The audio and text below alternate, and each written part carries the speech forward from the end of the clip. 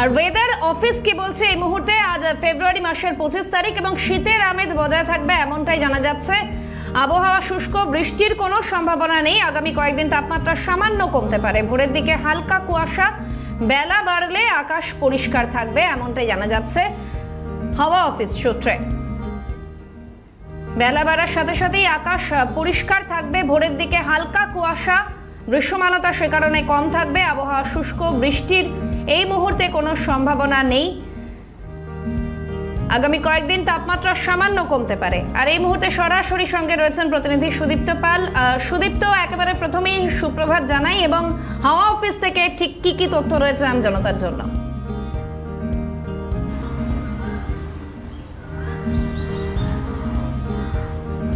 শাহানা, তোমাকেও সুপ্রভাত। এবং যেটা বলার প্রথমেই যে শীত মোটের ওপর কিন্তু বিদায় নিয়েছে, তবে তাপমাত্রা আগামী কয়েকদিন সামান্য কমার সম্ভাবনা রয়েছে।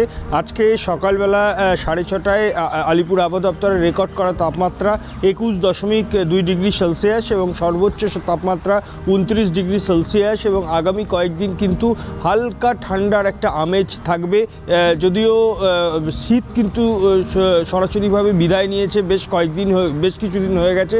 এবং মার্চের প্রথম থেকে কিন্তু আবহাওয়ার তাপমাত্রা কিন্তু আবার যথেষ্ট বাড়বে।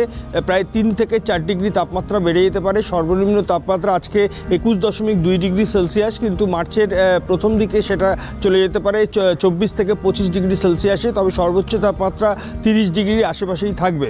এবং আজকে সকালবেলা কিন্তু আকাশ হালকা কুয়াশাচ্ছন্ন মেঘলা রয়েছে, যদিও বেলা বাড়ার সঙ্গে সঙ্গে কিন্তু আকাশ পরিষ্কার হয়ে যাবে এবং কলকাতা সহ দক্ষিণবঙ্গে বৃষ্টিপাতের কোনো সম্ভাবনা নেই। যদিও উত্তরবঙ্গে পার্বত্য এলাকায় তুষারপাত এবং হালকা বৃষ্টির একটা সম্ভাবনা আছে। এবং সামগ্রিকভাবে আবহাওয়া, তাহলে উত্তরবঙ্গে বৃষ্টির সম্ভাবনা থাকলেও দক্ষিণবঙ্গে শুষ্ক আবহাওয়া থাকবে এমনটাই জানা যাচ্ছে এবং তাপমাত্রা কমার সম্ভাবনা রয়েছে। আপাতত ধন্যবাদ সুদীপ্ত।